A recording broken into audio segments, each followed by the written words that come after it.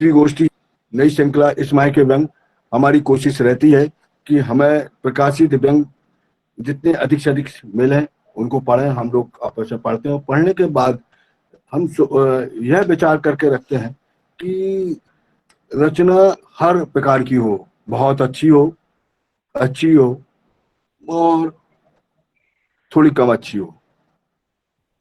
मतलब उसका उद्देश्य यह है कि हम अगर अच्छी रचना पर ही बात करेंगे तो उस पर बात बहुत कम हो पाएगी, किंतु जब कमजोर रचना पर बातचीत करेंगे या साधारण रचना पर बातचीत करेंगे तो बात के जो अवसर है बहुत ज्यादा रहते हैं। क्यों कमजोर है और ऐसा क्यों लिखा जा रहा है, और कई चीजें हैं कि ये रचना सरोकार से बाहर क्यों हो गई है। दूसरी चीजें, ऐसे बहुत सी जो चीजें होती है जो कि व्यंग में होना चाहिए, उन पर हमारी बात निकल के आ जाती है। और इसी और जो लोग, मैं खुली बात कर रहा हूँ कि जो लोग आज बहुत छप रहे हैं, बहुत लिख रहे हैं, सब कुछ लिख रहे हैं, और कभी कभी हमें ऐसा लगता है कि लिख रहे हैं, छप भी रहे हैं, किंतु सही में वो जिनको व्यंग कहा जाए या व्यंग की रचना कही जाए, कुछ भी कहा जाए, वो नहीं दिखाई दे रहा है। मतलब इसके सबसे अच्छा बड़ा उदाहरण यह है कि एक साल में कोरोना काल रहा, मानवीय संवेदना बहुत नष्ट हुई, बहुत त्रस्त रहे लोग, बहुत पैदल चले आ रहे हैं और लोग मर रहे हैं, पूरी संवेदना रही है। किंतु उस संवेदना में लोगों ने, उनकी संवेदना जैसी भी रही हो, जैसा भी उनको दुख रहा हो, किंतु 10 रचना आप नहीं गिना सकते जो कि कोरोना काल के लिए कालजयी रचना हो जाए, कुछ हो जाए। बड़ा दुखद विषय है, दुखद बात है। और इसी बात को लेकर हम लोगों ने विचार किया कि इन रचनाओं की गुणवत्ता पर बातचीत होनी चाहिए जो प्रकाशित है, चाहे वो प्रकाश से डाल के फेसबुक में डाल दी हूँ या किसी छोटे अखबार में हो, बड़े अखबार में, कुछ भी, और जो हम में मिल जाती है आसानी से, जो मित्र हमको दे देते हैं, हम लोग खोज लेते हैं और इसके बात होती है। तो आज की इस श्रृंखला में हमारे दो अतिथि वक्ता हैं, संतोष त्रिवेदी दिल्ली से, और शशिकांत शशि जी पहले नांदेड़ में थे, अब बिहार चले गए अपने घर के पास। और दूसरे जो हमारे व्यंगधारा समूह के वक्ता हैं, प्रवक्ता कैलाश मंडलेकर जी और रणि देवपरा जी। हमने रचना का चयन किया। रचना का चयन करने के बाद हमने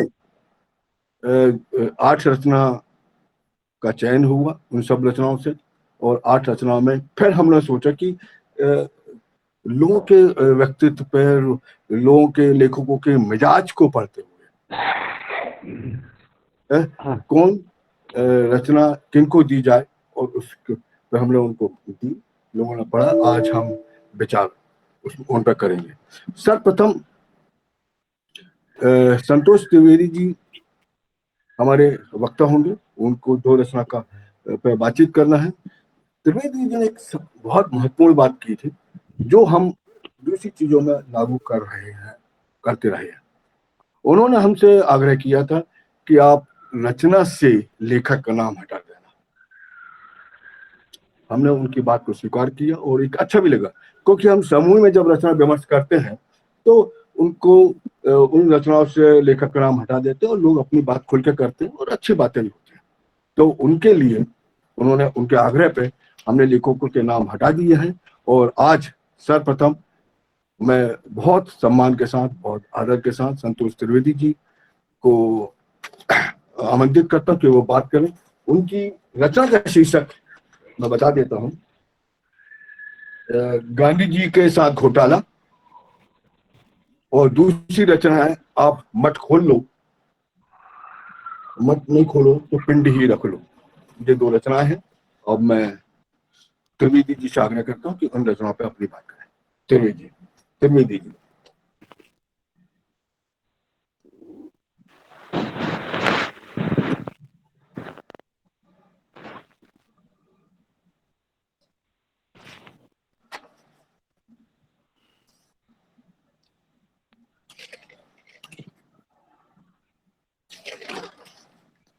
त्रिवेदी जी अपना माइक ऑन कर लीजिए और शुक्ला जी अपना माइक ऑफ कर लीजिए। अच्छा, हाँ, मेरा माइक ही मेरा माइक ऑफ था और मैं शुरू हो गया था। तो ये चलो होली की अच्छी चुहल हो गई जी और सभी को पुनः बधाई, क्योंकि मेरी बधाई वो ऑफलाइन चली गई। मैंने 2 रचनाएं देखी आज। आज मुझे थोड़ा समय मिल पाया।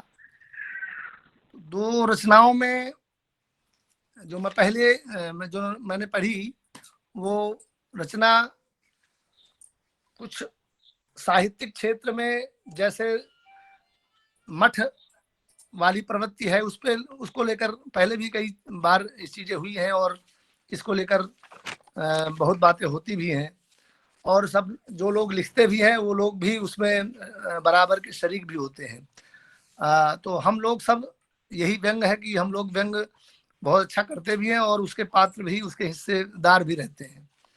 ये रचना जो मैंने पढ़ी, तो मैं चूंकि अध्यापक भी हूँ, उस लिहाज से भी मैंने थोड़ा कॉपी जांचने की कोशिश की। बस गलती ये हो गई कि मेरी जो दूसरी रचना है उसकी जो कुछ नोटिंग है वो गायब हो गई।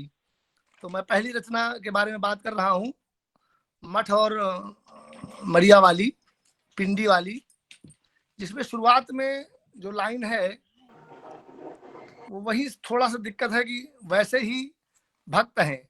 शुरुआत में ये लाइन की जरूरत नहीं थी, क्योंकि जो शुरुआत जैसे कि उसको मैं रिपीट कर रहा हूँ सामने लाके रचना को रख के। वो रचना का शुरुआत है,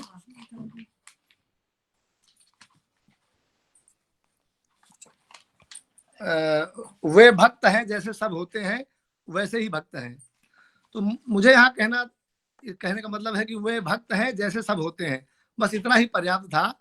इसके आगे वैसे ही भक्त हैं ये लिखने की जरूरत नहीं थी। बहरहाल यहाँ पर आगे और जो बातें कही गई हैं कि भक्ति जरूरी नहीं निठल्लेपन में होना, यानी भक्ति करने के लिए बहुत अच्छी शुरुआत भी उन्होंने ये केवल तकनीकी कमी के अलावा बाकी आगे स्टार्ट उन्होंने अच्छा किया लेखक ने कि हमारे यहाँ भक्ति भाव जब हम कार्यालय में रहते हैं, काम करते हैं, तो जागता है, वहां भी जागता है और रिटायर होने के बाद भी जागता है, अलग अलग तरीकों से जगता है। ऑफिस में होते हैं तो वहां भक्तिभाव शुरू कर देते हैं। और यहाँ तक कि जब हम शिक्षा ग्रहण करते हैं तो भी भक्तिकालीन का जिक्र करते हुए लेखक कहता है कि हम जब भक्तिकालीन के बारे में पढ़ते हैं तो वहीं से हम भक्त बनना शुरू हो जाते हैं, यानी पढ़ाई का जो आधार है वो भक्ति है। तो आगे का जीवन फिर धन्य समझो इस हिसाब से। और ये रचना मुझे ठीक लगी। बस शुरुआती 1-2 जो मैंने तकनीक वाली या लिखने में जो गड़बड़ी है और वाक्यों में थोड़ा सा जोड़ में वहां दिक्कत महसूस हो रही थी। बाकी जो कुछ पॉइंट है वो मैं जरूर बताऊंगा इसमें कि भक्त होने का फायदा ये भी है कि सारी इच्छाएं भगवान भरोसे छोड़ देते हैं। ये लेखक ने बढ़िया बताया। लेकिन अगर यहाँ पर जब कार्यालय में होता है वो, और अगर वो लिखते हुए ये यहाँ लिख देता कि अगर यहाँ सारे काम भी भगवान भरोसे छोड़ दे, तो ये और बेहतर तरीके से बात और बन जाती। इसके बाद भक्त से भगवान बनने का प्रसंग भी बहुत अच्छा है। ठीक है, साहित्य और व्यंग तक ये परंपरा बराबर मिलती है चलती हुई। तो व्यंग व्यंग के लिए साहित्य व्यंग के लिए जरूरी नहीं है ये उल्लेख। यहाँ पर मेरा एक थोड़ा सा और पॉइंट है कि यहाँ पर लेखक ने साहित्य के बाद व्यंग को भी रेखांकित अलग से कर दिया है। मुझे लगता है अगर साहित्य तक ही वो सीमित रहता, क्योंकि व्यंग साहित्य का ही हिस्सा है, उसको अलग करके न देखा जाए तो ज्यादा ठीक होता। अच्छा, इस बीच एक खुशखबरी ये भी है कि दूसरी जो पोटली है वो नोटिंग वो भी मिल गई है, चाची ने ढूंढ के दे दिया है कहीं से। तो मैं थोड़ा इसी वजह से पशुपेश में पड़ा था कि मैं उस पर क्या बोल पाऊंगा, क्योंकि मैं सामने देख नहीं पा रहा था रचना। तो इसमें हाँ, मेरा ये कहने का पॉइंट है कि यहाँ पर लेखक ने साहित्य और व्यंग, साहित्य से व्यंग को बिल्कुल खींच दिया और फिर व्यंग पे वो व्यंग के मठों पर, व्यंग की राजनीति पर आ गया। मुझे लगता है यहाँ पर रचना थोड़ा सा सीमित हो गई और साहित्य को साहित्य ही रखने देते। साहित्य के नाम पर जो धंधा है, जो धंधागिरी चल रही है, वही काफी है और प्रचलित विषय भी है, ऐसा नहीं कि बहुत नया विषय है, लेकिन इस पर ठीक ठाक लिखा लेखक ने और शाखाएं इस तरह से खोल दी गई। जैसे हर शहर में मेट्रो शाखाएं भी हैं, राजधानी है तो हमारे यहाँ ज्यादा सुविधाएं हैं, यहाँ पर शाखा संपन्न ज्यादा लोग हैं और गुरुओं के लिए भी मौके हैं और चेलों के लिए भी मौके हैं। बाकी जो थोड़ा सा रिमोट एरियाज हैं, जैसे हमारे शशिकांत भाई पहले पुणे वगैरह में थे, वहां उधर तो वहां के लोगों के लिए जरूरी था थोड़ा राजधानी से कनेक्शन करना। अब वो वहां से निकल आए हैं पटना, एक राज्य की राजधानी पे, तो यहाँ फिर भी कुछ काफी मौके मिल जाएंगे इनको, गुरु भी मिल जाएंगे, नजदीक भी हो गए, तो ये सब चीजें हैं। तो उसमें और व्यापकता हो सकती थी। कहने का मतलब है कि आगे लेखक जो है व्यंग पे ही एकदम पिल पड़ा और व्यंगकारों की जो मठगिरी है उस पे आ गया। मुझे केवल इसमें ये कहना था कि लेखक साहित्य को लेकर ही केवल बात करता तो बात ज्यादा बड़ी बनती। दूसरा, आखिर में उसने एक वाक्य में कहा कि चालाकी भरी नम्रता, तो ये मुझे थोड़ा चालाकी यहाँ खटक रही है, क्योंकि जब हम डिस्क्रिप्शन कर रहे हैं तो अपनी तरफ से हम चालाकी अगर लिख देते हैं तो व्यंग की मार थोड़ा सा कम हो जाती है। हम उसको अगर उसी तरह से लिखते कि अतिरिक्त विनम्रता के साथ, बहुत उदारता के साथ वो बोला या उसने उत्तर दिया, और अगर हमने उसका निष्कर्ष खुद ही दे दिया कि ये चालाकी भरी या उस तरह की शातिरपने से बोला, तो मुझे लगता है ये चीजें व्यंग की धार को कम करती हैं। तो यहाँ पर थोड़ा सा बचना चाहिए था इस शब्द से। और अंत में उसने लेखक ने दोहराव थोड़ा सा कर दिया, एक दो लाइन में फिर से जो बात ऊपर कही गई थी उसको फिर से थोड़ा सा रिपीट कर दिया है। तो इस रचना को मैंने इस तरह से लिया है कि रचना ठीक है जिस तरह से संक्षिप्त उसमें शब्दों में कही है, थोड़ा वाक्यों में जुड़ाव और ढंग से सही होता। और जो मैंने एक दो संपादन की जो कमी थोड़ा सा बताई कि अगर वो 2-3 बार में पढ़ ली जाती तो जैसे शुरू की लाइन में वो एक अनावश्यक सा थोड़ा सा शब्द आ गया, वहां वो हट जाता और नीचे 2-3 जो गड़बड़ियां हैं वो हो जाती। बाकी ये रचना ठीक लगी मुझे। दूसरी रचना गांधी जी के को लेकर और भ्रष्टाचार को है। गांधी जी को मूर्ति के बहाने की गांधी जी की मूर्ति लग रही है। अभी कोई फोन आ गया था, मैं काट रहा हूँ। गांधी जी की मूर्ति लग रही है, उसके बहाने भ्रष्टाचार। लेकिन शुरू से ही ये रचना मुझे थोड़ा सा कमजोर लग रही है और बिल्कुल सीधा लेखक ने बिल्कुल सीधा लिखना शुरू कर दिया। न चाह कर भी लोग भ्रष्टाचार में लिप्त हो जाते हैं। इस तरह से लिखना कि जितनी मूर्तियां बनती हैं उनके पीछे बजट का खेल जबरदस्त होता है। ये सब, ये जो फाइंडिंग है, ये परसेप्शन, ये इस तरह से लिखना लेखन व्यंग लेखन में थोड़ा सा एवॉइड करना चाहिए। लेखक की एक और जो चीज है वो उससे रचना की पोल खोल देती है, जो कमजोरी कि मूर्तिकार 25 लाख में मूर्ति बनवाएगा तो नेता और अफसर उसे 30 लाख तक बजट ले जाएं, तो ये व्यंग नहीं है, इसका निष्कर्ष निकाल देता है। यानी वो भ्रष्टाचार को वो थोड़ा सा उस तरह से इसको शो कर रहे हैं और वो ओपन कर रहे हैं। तो ये मुझे तो समझ में नहीं आया कि इस तरह से लिखना चाहिए इसे। अगर वो लाइनें किसी के सामने हो, कोई पढ़ा हो, तो वो पढ़ सकता है कि मूर्तिकार उसके 25 लाख रुपए बता रहा है कीमत, तो लेखक उसको सलाह दे रहा है कि वो 30 लाख तक ले जाए, तो उसमें नेता और अफसर का भी इसमें बन जाएगा। तो दूसरी रचना मूर्तियां बनाने के बहाने भ्रष्टाचार पर केंद्रित है, ये बात है। और एक दो जगह है कोशिश की है गांधी के कोटेशन देके कि कोई भूखा नंगा नहीं रहेगा। यहाँ ये पंक्ति थोड़ा सा लगती ठीक कि गांधी जी ने जो कहा था कि कोई भूखा नंगा नहीं रहेगा, तो इसी वजह से वो गांधी की मूर्तियों को बनवा भी रहे हैं और उनका कहा पूरा कर रहे हैं। तो इस तरह से ये रचना भ्रष्टाचार के बारे में कही गई, और तो ये मुझे पहली वाली रचना से थोड़ा सा रचना ही कमजोर लगती है, और दोनों की अलग, हालांकि तुलना करना ठीक नहीं है, अलग अलग रचनाएं हैं। तो मुझे केवल ये कहना है दोनों रचनाओं के बारे में, या एक सामान्य वक्तव्य चाहे ले लिया जाए इसको, कि पाठकों के सोचने के लिए भी कुछ बचा रहना चाहिए। और ये मैं अपने लिए भी कह रहा हूँ, कई बार हम भी खुल जाते हैं, अनजाने ही खुल जाते हैं, और ये कई बार तब होता है जब हम बहुत जल्दी में होते हैं या समय नहीं होता 2 बार 3 बार पढ़ने का। तो खुलने से बचना चाहिए, अपने वक्तव्य को थोड़ा सा ऐसा बनाओ, वहां तक पहुंचाओ किनारे तक, और बाद में पाठक अपने आप सोच ले। तो कुछ पाठकों के सोचने के लिए बचा रहना चाहिए, बात प्रतीक और संकेतों तक ही हो तभी ठीक है, और सोचने के लिए भी वो मजबूर करे, थोड़ा सा सोचने के लिए, पढ़ने के बाद लगे हल्का सा कि क्या बात कह दी। तो इस तरह से मेरे हिसाब से ये दोनों रचनाएं हैं, और ये मेरा पहला प्रयास है, इसीलिए मैं बचता हूँ कि मैं वैसे औपचारिक रूप से मैं कोई आलोचक न हूं, न बनना चाहता हूँ। एक सामान्य पाठक के नजरिए से ही मैंने इसको देखा है, रचनाओं को। तो बस मेरा यही कहना है फिलहाल। Thank you. धन्यवाद त्रिवेदी जी, आपने दोनों रचनाओं पे विस्तार से और उसके जितने भी बिंदु हैं उस पे हाथ रखा, और बड़े शानदार ढंग से आपने बात कही कि कहाँ क्या होना चाहिए, क्या नहीं होना चाहिए। और अब मैं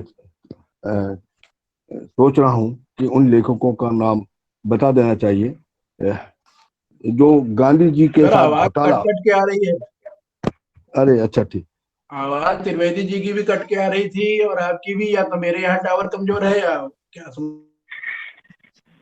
और साथी बताएं, क्योंकि मेरी तरफ तो आवाज ठीक आ रही, ठीक आ आपकी रही है। तरफ ठीक? अच्छा, तो शशि भाई फिर आपके नेटवर्क से कुछ दिक्कत है? ठीक आवाज आ रही है। फिर मैं अपना जंतर मंतर लेके घर से बाहर निकलता हूँ। बाहर निकल के फिर दोबारा जुड़ते रहिए तो आते जाएंगे। और बाकी नाम सुन लीजिए जी, नाम बताएं सर। हाँ, तो इन दो रचनाओं के, पहली रचना थी जो गांधी जी के साथ घोटाला, वो गिरीश पंकज की रचना थी। और जो दूसरी रचना थी आप मत खोल लो, मत नहीं तो कहीं भी पिंडी रख लो, यह रचना रमेश सैनी जी की थी। अब मैं आज के दूसरे वक्ता श्रीमती रेणु देवपुरा जी हैं, और रेणु देवपुरा जी को दो रचनाएं दी गई थी, आगे आगे पट्टी और पीछे पीछे हम, ये शशांक दुबे जी की रचना है। और दूसरी रचना है बोरवेल में फंसा व्यंग, ये प्रभात गोस्वामी जी की रचना। तो मैं बहुत सम्मान के साथ रेणु देवपुरा जी से आग्रह करता हूं कि वे आए और अपनी बात रखें। रेणु देवपुरा जी। सभी को नमस्ते। आप लोगों तक मेरी आवाज आ रही है? जी आ रही। आदरणीय सैनी साहब को, रमेश तिवारी साहब को, सभी को का आभार, आपने मुझे मौका दिया आज बोलने के लिए। मुझे जो दो रचनाएं दी गई हैं, दोनों ही रचनाएं बड़ी इंटरेस्टिंग और अच्छी लगी मुझे। पहली रचना पर मैं अपना विमर्श बता रही हूँ कि ये है कि आगे आगे पट्टी और पीछे पीछे हम, ये श्री शशांक दुबे जी की रचना है। इस व्यंग का आरंभ उन्होंने बंगाल के चुनावी माहौल में, जहाँ पे ममता बनर्जी के साथ में जो उनका पैर फ्रैक्चर हुआ है, उसको लेकर जो राजनीति में परिदृश्य उपजा है, उस पर रचना शुरू करते हैं। उसी से रचना शुरू किया है उसी को। लेकिन शुरुआत की 3-4 पंक्तियों में ही उन्होंने स्पष्ट कर दिया कि वो क्या सोच रहे हैं और उनकी दृष्टि कैसे है। भाई साहब जहां जहां तशरीफ रखती हैं, उनकी चीटी काट गई टाइप चोट खाई टांग पर बंधी ढीली ढीली पट्टी उनसे 1.5 फीट पहले दिख जाती है। व्यंकर बताना चाह रहे हैं कि जैसे छोटा बच्चा होता है ना, वो चीटी काटने के बाद में एक मानसिकता होती है कि भी चीटी काट गई है, मुझे उसको बवाल मचा के मन माफिक मुझे वस्तु मिल जाए, वो यहाँ पे उसी तरफ इशारा कर रहे हैं कि चुनावी विजय और वोट प्रतिशत बढ़ाने के लिए, वो सिंपैथी गेन करने के लिए ये उन्होंने पट्टी बांधी है, और या उनका पैर फ्रैक्चर का जो भी, ये उसको वो गेम की तरह ले रही है। निसंदेह विषय प्रासंगिक है, और लेकिन कई बार क्या होता है कि प्रासंगिक विषय को लेकर ना इतना कुछ लिखा जा चुका होता है कि उसमें ना नएपन का ऐसा लगता है कि टोटा पड़ गया, और ऐसे विषय उठाने के बाद ऐसा भी हो जाता है कि लेखक को लगता है कि अब मैं क्या लिखूं, आगे समझ नहीं पाता है, वो लिखकर अपनी खानापुरी की उसकी मतलब खानापुरी करने के लिए मजबूर हो जाता है। कहने को ज्यादा कुछ नहीं होता है तो वो करे भी क्या। ऐसे में वो परिदृश्य बदल बदल कर काम चलाने का निश्चय करता है। यहाँ जो बात ममता से शुरू हुई और सीधी बापूजी की बकरी और उनके चारे पर चली जाती है। बापू तक पहुंचने से पहले लेखक अपने आप को ना एक चौराहे पर पाता है। ऐसा लगा जैसे वो चौराहे पर खड़ा हुआ है, मुझे समझ में नहीं आ रहा कि मैं कहाँ जाऊं, इधर जाऊं, उधर जाऊं, कहाँ जाऊं। तो उसने बापूजी और उसके बॉस के बाद में ना राजकुमार और कैस्टो मुखर्जी जैसे अभिनेताओं का उन्होंने कंधा लिया और बात थोड़ी आगे बढ़ाई। फिर वो अचानक खुद कचरे की गाड़ी पर लग गया, जो कचरे की गाड़ी हमारे यहाँ चलती है वो लग गया। इतना चलने के बाद में ना वो थक गया, उसको लगा कि मैं मोमोज खा लूं, कुछ एनर्जी मिलेगी। तो नेताओं को इस जंग में शामिल नहीं करते तो वो उसका बैंड बाजा बजा देते, उसका बाजा बजा देते। तो यहाँ पर भी वो नहीं रुका, नेताओं के पास भी वो नहीं रुका और सीधा लेबर रूम में पहुंच गया और वहां उसने एक डिलीवरी भी करवा दी। फिर अचानक उसे याद आया कि डिलीवरी तो हो गई लेकिन अभी तक शादी तो हुई नहीं, तो उसने शादी अरेंज करी। अब शादी में जब दूल्हा दुल्हन थे तो बिना बारात के मामला बिगड़ सकता था, तो उसको भी लाना पड़ा। और फिर ममता जी की पट्टी जैसा गंदा रुमाल बारातियों के मुख में दबाकर बीन बनाकर उनको नचाना भी पड़ा। अब कुछ बचा है या सब हो गया? नहीं, अभी तो मौत बची है, अभी शव यात्रा बची है और हांडी भी बची है और सबसे अंत में हिंदी बची है। तो ये रचना कुल मिलाकर मुझे बड़ी मजेदार लगी, लेकिन सिर्फ मजेदार नहीं, हर कदम पर नया परिदृश्य मुझमें ताजगी तो भर रहा था। लेकिन और ये भी है कि लेखक कहाँ से कहाँ पहुंच सकता है, उसकी कल्पनाशीलता निसंदेह सराहनीय है। एक और अच्छी बात है वो उसका सस्पेंस है। ये लेख कहाँ पहुंचेगा इसका अंदाजा लगाना तो दूर, अगला वाक्य किस पर होगा ये भी कोई नहीं सोच सकता। रचना के शीर्षक का उत्तरार्ध पीछे पीछे हम के भाव में मैं अपने आप को रचना के पीछे पीछे पा रही थी। व्यंग के पैमानों की अगर हम बात करें तो आपको ढूंढना पड़ेगा सामाजिक सरोकार और विसंगति, नैतिक मूल्य और उनकी रक्षा भी तलाशनी पड़ेगी, और प्रगतिशील सोच और सकारात्मकता जो हमारे व्यंग के खास तत्व हैं वो भी आपको ढूंढने होंगे, तलाशने होंगे। लेखक क्या मैसेज देना चाह रहा है ये भी अन्वेषण का विषय है। भाषा शैली निसंदेह रोचक है, पाठक को बांध कर तो रखती है, लेकिन मेरा तो एक ही बात कहना है कि इस तरह के व्यंग भी हमें अवश्य पढ़ने चाहिए, उनसे सीखने को बहुत मिलता है, बहुत कुछ मिलता है। रचनाकार को मैं बधाई देती हूँ, और मेरा ये जो पहला जो विमर्श था आगे आगे पट्टी और पीछे पीछे हम, ये यही, और दूसरा जो मुझे जो विषय दिया, मुझे जो रचना दी गई है उसका शीर्षक है बोरवेल में फंसा व्यंग जो जीना चाहता है। ये व्यंग हमारे ग्रुप के वरिष्ठ व्यंगकार श्री प्रभात गोस्वामी जी की रचना है।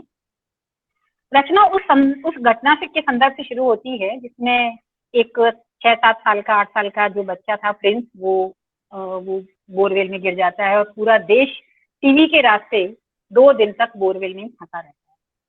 हालांकि उसके बाद कई बच्चे और जानवर भी बोरवेल में दुर्घटना के शिकार हुए हैं, लेकिन व्यंगकार की कल्पना देखिए कि उन्होंने व्यंग को ही बोरवेल में पहुंचा दिया। ये भी कि एक बात और भी है कि व्यंग वहां पे गलती से नहीं गिरा है, उन्होंने स्पष्ट किया कि गलती से नहीं गिरा है, बल्कि कविता, कहानी, नाटक वगैरह में साजिश करते हुए उसे उसने धकेल दिया है। अब व्यंग गिरा है तो व्यंग्यकारों की भीड़ तो जमा होनी ही। व्यंग्यकारों की भीड़ जमा हुई, वो सब अपनी चर्चाएं कर रहे हैं। तो फिर शहर कोतवाल का प्रवेश परिदृश्य में होता है, वो आते हैं। जब वो भी कन्नी काटते हैं तो व्यंग की सांसें टूट न जाए इसलिए व्यंग विशेषज्ञ डॉक्टर पंचलाल प्रहारक पहुंचते हैं। उन्होंने उसे जिंदा रखने के लिए और जीवित निकालने का काम अपने हाथ में लिया और बोरवेल में कैमरा उतारकर जो उन्होंने व्यंग का हाल वर्णन किया वो बहुत रोचक बन पड़ा है। रचनाकार का शोध और अच्छा है और उसमें उनकी कलम की परिपक्वता भी झलकती है। व्यंग और हास्य का बड़ा खूबसूरत संयोजन किया गया है जगह जगह। डॉक्टर पंचलाल प्रहारक को लताड़ने का काम व्यंग समूह के एडमिन करते हैं। उनको धमकाने का असर ये हुआ कि रेस्क्यू ऑपरेशन तेज हो जाता है और सूरज डूबने से पहले मरणासन हालत में आखिर व्यंग को बोरवेल से निकालने में सफलता मिल जाती है। रचना पठनीय है, रोचक है, खूब ढेर सारे पंच हैं जैसे व्यंग अपनी भूल से नहीं गिरा बल्कि धकेला गया है। अद्भुत कारनामों से ही टीवी चैनलों की टीआरपी फिर चढ़ती है। एक और पंच है, खबर बेसिर पैर की है, खबर बेसिर पैर के ट्विटर की तरह वायरल हो गई। व्यवस्था की कमियों को ढकने के लिए इन्हीं के लोग ढक्कन उठाकर ले जाते हैं। एक जगह कोतवाल कहता है कि व्यंग हमारा विरोधी रहा है पर लोकतंत्र का तकाजा है कि हम उसकी रक्षा करेंगे। और एक और बड़ा अच्छा पंच मुझे लगा, आज के माहौल में बिरले ही राहत की सांस लेते हैं। तो अब क्या हुआ कि ये व्यंग तो हमारा यहाँ पे उसको निकाल लिया गया है। तो व्यंग का जो उत्तरार्थ है वो करुणा उत्पन्न करता है और संवेदन जो संदेश है वो पूरी तरह संप्रेषणीय है। भाषा बहुत रोचक है, दमदार है और देशज शब्दों का प्रयोग जैसे लमूटना या शिकायतों का टोकरा, ये बड़े इससे प्रभावपूर्ण से बन जाते हैं इन शब्दों के प्रयोग से। पात्रों का चयन, जैसे उन्होंने बाकी जो बच्चे हैं वो कहानी है और ये है उनको दिया है, कोतवाल है, व्यंग्यकार और व्यंग समूह के एडमिन, ये सब बड़ा अच्छा बन पड़ते हैं। शीर्षक जरूर मुझे थोड़ा सा लंबा लगा कि इसको मेरी सोच में इसे बोरवेल में फंसा व्यंग तक सीमित रख देते। लेकिन मुझे ये भी लगा कि कई बार क्या होता है कि अखबार के जो संपादक है ना वो अपनी तरफ से कुछ ना कुछ जोड़ने या घटाने की उनकी आदत होती है और वो अपनी आदत को बदल नहीं पाते। एक और बात मुझे लगी कि शुरुआत में इसमें बताया कि बच्चा है, ये जो व्यंग है ये बच्चों के साथ खेलते हुए हुआ, लेकिन जो इसका एंड हुआ उसमें वो जिस तरह से बोलता है मित्रों मैं आपसे, जो उनका सेंटेंस है वो ऐसा लगा कि जैसे वो पूरा मैच्योर हो गया है, पूरा बड़ा हो गया है। तो ये ऐसा लगा कि जैसे बोरवेल में गिरा तो बच्चा था लेकिन जब निकला तब तक वो काफी मतलब उसकी उसमें मानसिक परिपक्वता आ गई, ऐसा लगा। एक और बात ये मुझे महसूस हुई है कि रचना जो है ये नाटक में बदलने योग्य मुझे लगी कि इसका मंचन किया जा सकता है। और इसको पढ़ते समय मुझे कृष्ण चंद्र का जो एक सुप्रसिद्ध व्यंग है, आपने भी पढ़ा होगा, गड्ढा, वो उसकी याद आ गई मुझे। जब डॉक्टर पंचलाल बोरवेल में फंसे व्यंग को कैमरे से जाकर जायजा लेते हैं कि व्यंग की हालत खराब है, भाषा बेहद कमजोर दिखाई दे रही है, कच्छ भी दिखाई नहीं पड़ रहा है, तो मैं समझ गई थी कि बोरवेल में कौन सा व्यंग गिरा है। और ये वही व्यंग है जिसकी चर्चा मैंने पहले करी, आगे आगे पट्टी और पीछे पीछे। इस तरह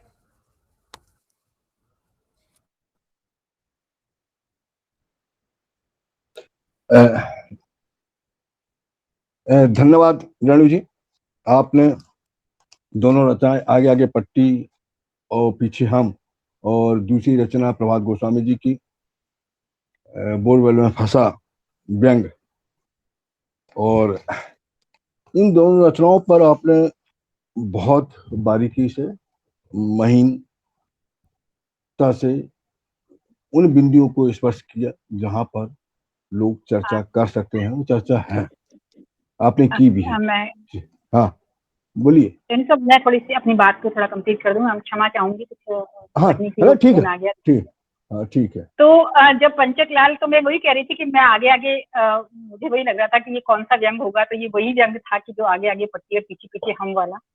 लेकिन इस तरह के जो विमर्श हैं, ये हमें बहुत कुछ सीखने का अवसर देते हैं। और मुझे दोनों रचनाएं पढ़ के भी बहुत अच्छा लगा, और मैं बहुत बहुत आभारी हूँ केनी साहब की, और आप सभी का ने मुझे समय दिया और सुना मुझे। मैं बहुत बहुत धन्यवाद केनी।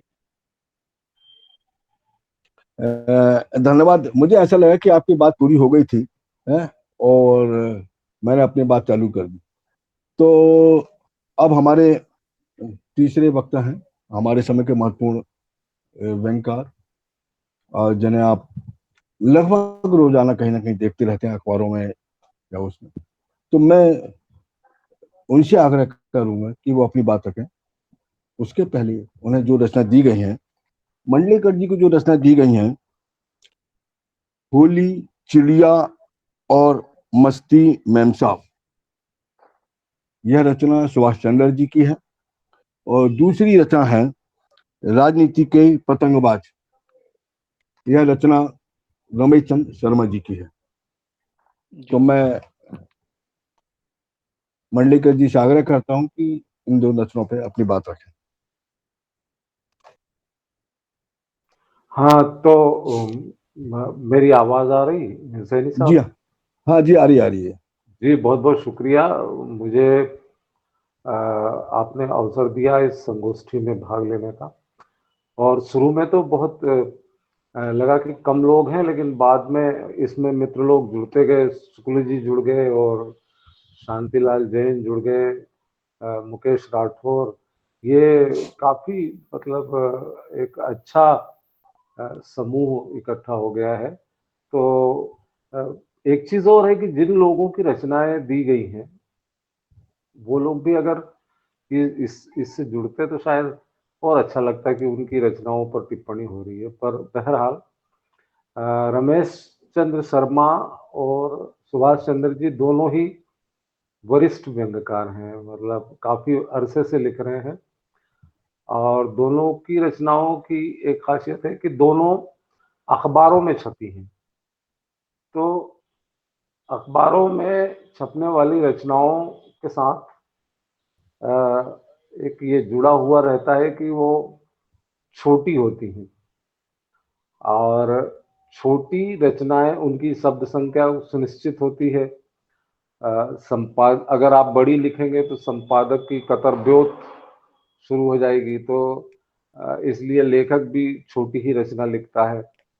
और अगर बड़ी लिखता है और अगर काट भी जाए तो कई बार जो पंच होता है जिसके लिए रचना लिखी जाती है वही कट जाती है। तो ये सारे संकट हमारे समय में व्यंग के सामने हैं, और इन सारे संकटों से जूझते हुए हमारे व्यंगकार सिपाही मोर्चे पर डटे हुए हैं। ये इसके लिए उनको बधाई दी जा सकती है, उनका अभिनंदन किया जा सकता है। ये जो रमेश चंद्र शर्मा जी की रचना है, उसमें पतंगबाज की तुलना की गई है।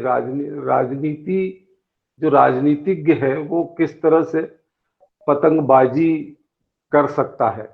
तो जो पतंग के को लेकर जितने उपादान होते हैं वो राजनीति लोग उसको राजनीतिज्ञ लोग किस तरह से इस्तेमाल कर लेते हैं, इसको लेकर ये व्यंग गढ़ा गया है। अब पतंग की जो नियति है, देखिए राजनेता तो ऐसा होता है कि वो वास्तव में जिसकी फितरत होती है दूसरों की पतंग काटना और अपनी पतंग को उड़ाना। तो ये जो सिमिलरी है, ये जो तुलना है, ये बड़ी सरल थी कि राजनीतिक पतंगबाज होता है। पर इस रचना के आगे भी एक विचार जाता है कि राजनीतिज्ञ पतंगबाज हो सकता है, उसके हाथ में डोर हो सकती है, उसके हाथ में पतंग को किधर मोड़ना या किसकी पतंग काटना हो सकता है। लेकिन इससे आगे जब रचना जाएगी तो ये देखना होगा कि वो राजनीति की किस धरातल पर खड़ा है, क्योंकि राजनीतिक की पतंग भी किसी और के हाथ में होती है। हमारे यहाँ राजनीति इतनी सरल अब नहीं रह गई है, पार्टी के हाथ में भी उसकी डोर हो सकती है, और बहुत गहरे में अगर आप जाकर देखें तो जनता के हाथ में भी, क्योंकि असली धरातल तो जनता है। तो राजनीतिज्ञ जो है, जब तक वो सत्ता में है तभी तक वो अपनी पतंग को उड़ा सकता है। 5 साल बाद तो उसको फिर जनता के पास लौटना पड़ता है और फिर अपनी पतंग उड़ाने की अनुमति लेनी पड़ती है। तो इस तरह से ये व्यंग की अगली भूमि है। और मुझे मुझे कहना चाहिए कि ये जो अखबारों में जो छोटे छोटे जो व्यंग के टुकड़े छापे जा रहे हैं, इससे पूरी बात नहीं हो पा रही है।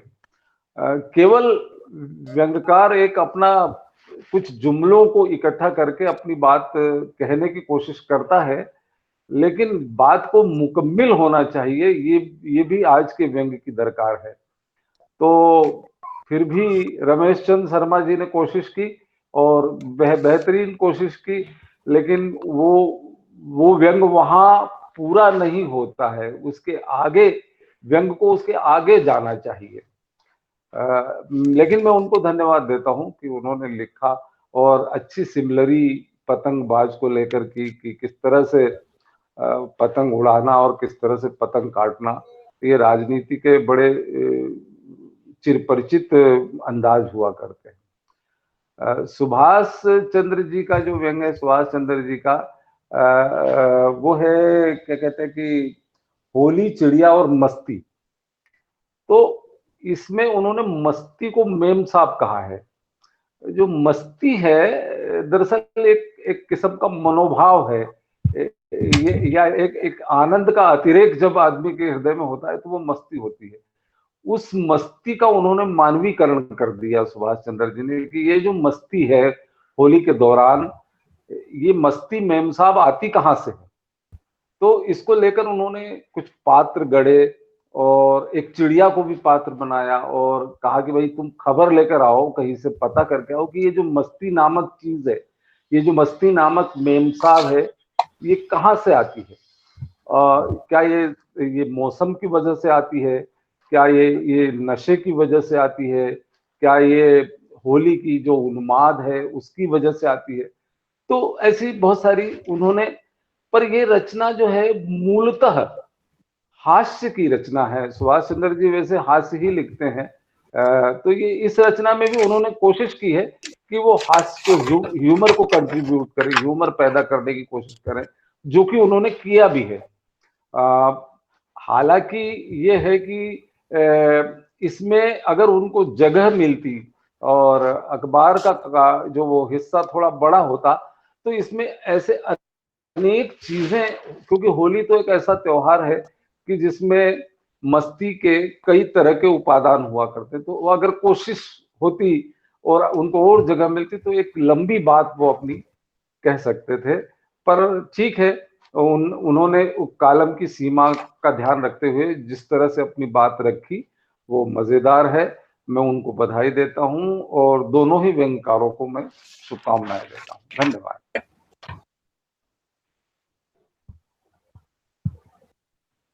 धन्यवाद मणिकर जी, आपने। सैनी सर जी, थोड़ा सा अपने आप को, अपने जो स्क्रीन है ना उसको थोड़ा सा पीछे की ओर करिए। हाँ अब ठीक है, बस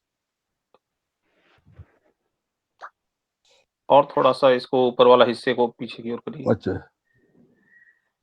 हाँ हाँ ठीक है। हाँ धन्यवाद मणिकर जी, आपने सुभाष चंद्र जी की रचना एक अच्छी, एक महत्वपूर्ण टिप्पणी की। हास्य से ह्यूमर पैदा करने की कोशिश, यही कोशिश हमें कहीं न कहीं ले जाती है। भाई हम सब, लेखक का अपना तरीका है, अपनी बात है। सुभाष चंद्र जी को हम जानते हैं कि वो हास्य को व्यंग में जरूरी समझते हैं, उनका अपना। और दूसरी जो रचना थी, राजनीति के पतंगबाज, यह रचना पर भी आपने बहुत बारीकी से अंत को महत्वपूर्ण बताया, और सही में रचना जो कि एक तुलनात्मक दृष्टि से चलती रहती है कि राजनीति वाले क्या करते हैं, पतंग उड़ाने वाले कैसे करते हैं, उसका मज्जा या जो अपने कार्यकर्ता को मज्जा बना लेते हैं, इस ढंग की सब बातें आई। तो दोनों रचनाएं अपने महत्वपूर्ण थी और आपने उन महत्वपूर्ण बिंदुओं पर अपनी बात भी की। अब मैं आज के चौथे वक्ता और अंतिम वक्ता शशिकांत शशि जी से आग्रह करूंगा कि वे इन अपनी रचनाओं में बातचीत करें। उनको 2 रचना दी गई हैं। एक रचना सड़ी हुई सोच का क्लासिक हो जाना, ये अपने समय के महत्वपूर्ण कार्टूनिस्ट राजेंद्र धोपाकड़ जी की रचना है, और दूसरी रचना है गांधी जी की लाठी में कोपले। यह भी एक महत्वपूर्ण लेखक की महत्वपूर्ण रचना है, श्री जवाहर चौधरी जी की रचना है। अब मैं शशिकांत जी से विनम्रता से आग्रह करता हूं, सम्मान से, कि वो इन दोनों रचनाओं पर अपनी बात करें। श्री शशिकांत जी। व्यंग धारा के सभी साथियों को मेरा नमस्कार। हमारे मित्र जो सुन रहे हैं, सभी लेखक बंधु जो हमारे साथी हैं, उनको हमारा नमस्कार। मेरे पास 2 रचनाएं हैं। जवाहर चौधरी जी की रचना गांधी जी की लाठी में कोपले, और दूसरी रचना सड़ी हुई सोच का क्लासिक हो जाना, राजेंद्र धोपाकड़। मैं शुरू करता हूं गांधी जी की लाठी में कोपले से। यदि आप इजाजत दे तो मैं थोड़ा एक लाइन में, मुझे लगता है कि लेखक का परिचय भी देना चाहिए। इंदौर के ही दोनों लेखक हैं। 1952 में जवाहर चौधरी का जन्म 11 फरवरी को हुआ है। जवाहर चौधरी का एक कहानी संग्रह भी चर्चित है, उपन्यास है। उन्होंने उच्च शिक्षा पर उपन्यास लिखा। व्यंग तो उनके हम सब जानते हैं, वरिष्ठ व्यंग्यकार हैं। श्री राजेंद्र धोड़पकर कार्टूनिस्ट होने के साथ साथ डॉक्टर भी रहे हैं। 1956 में 11 अगस्त इंदौर में ही उनका जन्म हुआ। MBBS डॉक्टर हुए, और आप स्क्रिप्ट लिखना चाह रहे थे, लेकिन वो लिखने लगे, कार्टूनिस्ट बने। और कार्टून में फिर उनका अपना एक मानना है कि हर व्यक्ति के अंदर कुछ ऐसी प्रतिभा होती है जिसके थ्रू अपने इमोशंस को व्यक्त करता है, एक अखबार के साक्षात्कार में उन्होंने कहा। तो ये दोनों रचनाकार, इनकी रचनाओं पर हम बात करें। आइए हम बात करते हैं जवाहर चौधरी की रचना गांधी जी की लाठी में कोपले। दोनों 2 पक्ष है किसी भी रचना के, विचार पक्ष, कला पक्ष। विचार पक्ष में हम देखेंगे कि गांधी जी ही क्यों, गांधी जी की लाठी, गांधी जी, ये शीर्षक, अभी एक रचना जो रचना पाठ की चल, उसमें भी गांधी जी आया, इसमें भी गांधी जी आया। गांधी जी क्यों? गांधी एक इतने बड़े प्रतीक हैं कि आप उन्हें वर्तमान समय में, गांधी जैसे जैसे समय खराब होता जाएगा, गांधी प्रासंगिक होते जाएंगे। जैसे बीमारी फैलती है और दवाइयां प्रासंगिक होती हैं, वैसे ही गांधी का इतना बड़ा कद है कि गांधी हमें व्यंग में प्रतीक के रूप में बहुत ही सार्थक है। और यहाँ देखिए, जवाहर चौधरी वरिष्ठों में, जैसे संतोष भाई कह रहे थे, बहुत अच्छा लिखते हैं, सही है। उन्होंने गांधी की लाठी ली, चश्मा नहीं लिया। चश्मा इसलिए नहीं लिया कि गांधी जी के दृष्टिकोण की जरूरत नहीं है किसी को, लोग इस्तेमाल करना चाहते हैं। ये पूरे व्यंग में उन्होंने यही दर्शाया। और मैं थोड़ा सा कैलाश सर से थोड़ा सा मतांतर रखूंगा कि छोटी रचनाओं में आप अपनी बात कह नहीं पाएंगे, ऐसा नहीं है। दिक्कत ये कि आप कहना क्या चाहते हैं।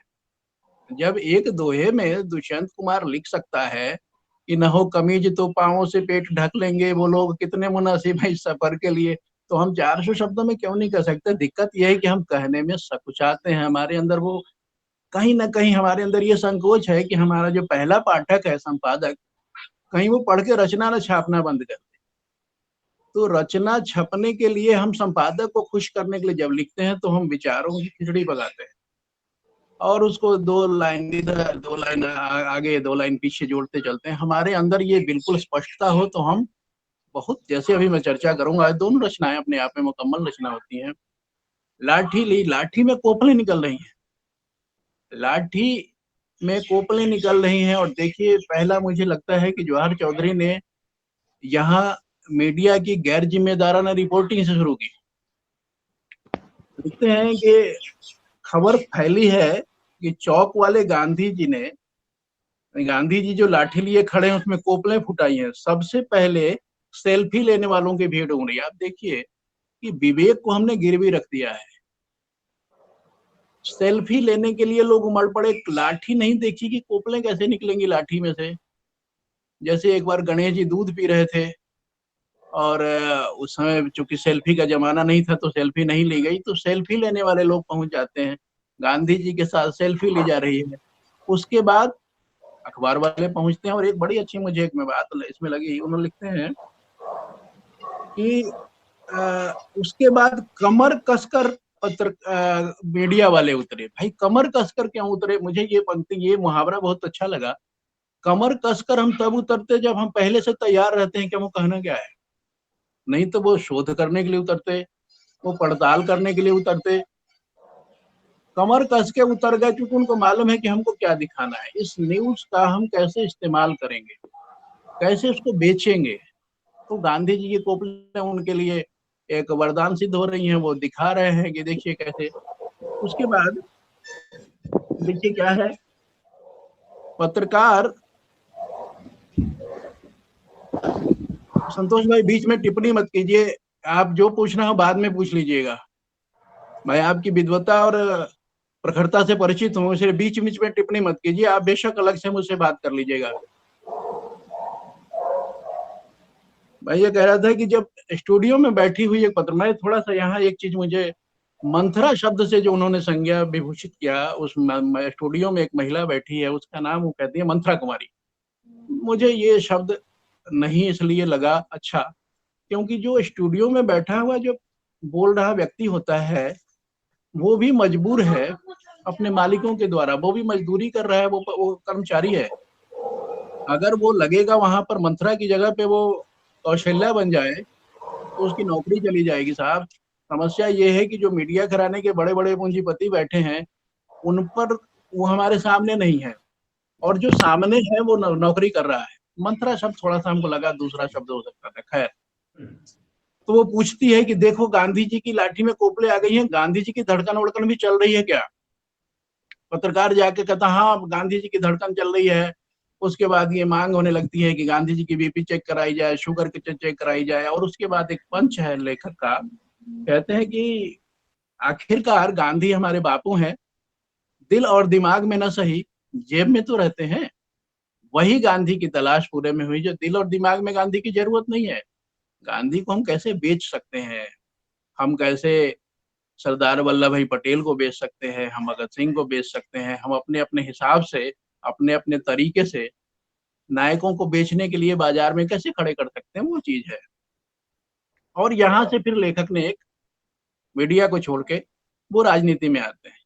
राजनीति में जब आते हैं फिर उन्होंने देखा है कि खादी वाली पार्टी जो है वो गांधी की मूर्ति को दिल्ली लाना चाहती है। खादी वाली पार्टी से उनका तात्पर्य मुझे लगता है कांग्रेस से है। उसके बाद वहां एक लाइन है कि दूसरी सरकार जो दिल्ली की है वो कहती है कि केंद्र सरकार ने बजट कम कर दिया है, इसलिए हमारे पास पूरे गांधी नहीं आ पाते हैं। मुझे लगता है कि आप पर यह टिप्पणी है। मैं इंतजार कर रहा था कि शायद जवाहर चौधरी इसके बाद जो केंद्र में सत्ता में जो सरकार चल रही है उसकी भी तो कुछ सोच होगी, उसने भी तो ये देखा होगा पूरा का पूरा खबर इंडिया कि कैसे गांधी लाइव हो रहे हैं, गांधी जी को प्ले। लेकिन जो लेखक कांग्रेस पर टिप्पणी कर गए, आप पर टिप्पणी कर गए और बीजेपी पर टिप्पणी करने से चूक गए, क्या उन्होंने कहना ही नहीं चाहा। हो सकता है ये एक मजबूरी है आजकल हमारी, अपने लेखकों की मजबूरी हो गई है कि हम उस चीज को ना उठाएं जिससे हमारी रचना न छपे, या हो सकता है कि एक लाइन वो ज्यादा आ जाती, या केंद्र सरकार जो भाजपा सरकार, या हो सकता है कई बार हमारे अधिकांश मित्रों को जो चीजें चल रही हैं, जैसे मायावती पर टिप्पणी कर रहे थे अभी विवेक व्यंग में, और ऐसे ऐसे मुद्दे उठाए गए हैं बंगाल में जिस पर लिखा जाना चाहिए वो उसको अनदेखी की जा रही है। क्योंकि सॉफ्ट टारगेट है मायावती, उनकी पट्टी पर हम लिख सकते हैं। तो आप और कांग्रेस पर तो टिप्पणी की गई लेकिन वहां छोड़ दिया गया। उसके बाद चित्र फिर बदलता है, फिर प्रदेश के मुख्यमंत्री कहते हैं नहीं गांधी जी हमारे यहाँ निकले हैं, गांधी की लाठी हमारे यहाँ निकली है तो हम गांधी को नहीं जाने देंगे दिल्ली। कुल मिला के बात ये हो गई कि गांधी का राजनीति में कैसे इस्तेमाल हो रहा है, गांधी और इस तरह की चीजों को मीडिया वाले कैसे इस्तेमाल करके टीआरपी बढ़ा रहे हैं, और हमने कैसे अपने विवेक को ताक पर रख दिया है। और हम टीवी नहीं देखते, टीवी हमें दिखाती है, टीवी हमारे मनोविज्ञान को पकड़ करे और हमारे अंदर वो सोच पैदा करती है कि हमको यही सोचना है। उस चीज को जवाहर चौधरी ने बहुत सफाई से दिखाया, और अंत बड़ा अच्छा मुझे लगा जिसमें इधर देर से चुप बैठी चौधरानी बोली कि जब मुंडेरे पर पीपल उग सकता है तो बापू की लाठी में कोपले क्यों नहीं। चौधरी जी ने घुड़क दिया, तू टीवी वालों से ज्यादा अक्लमंद है। ये जो बात है कि हम टीवी वालों को बहुत अक्लमंद मान के, जैसे किसी जमाने में छपी हुई चीजें और किताबों के छपे हुए अक्षरों को लोग बड़ा ही दैवीय मानते थे, उस तरह की चीज हो गई है। और वो मीडिया किस तरह से मैनेज की जा रही है, कैसे वो सारी चीजें आ रही हैं, वो सबको मालूम है, पर हम सब चुप हैं, क्योंकि हमको चुप रहना चाहिए, या फिर हो सकता है कि चुप रहना हमारी मजबूरी हो या हमारे दृष्टिकोण को सूट करता हो।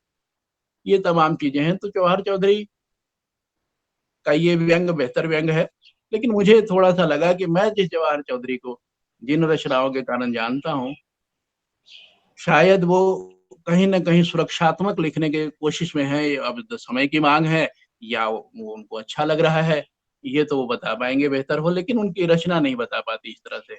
मुझे ये सुरक्षात्मक व्यंग लगता है।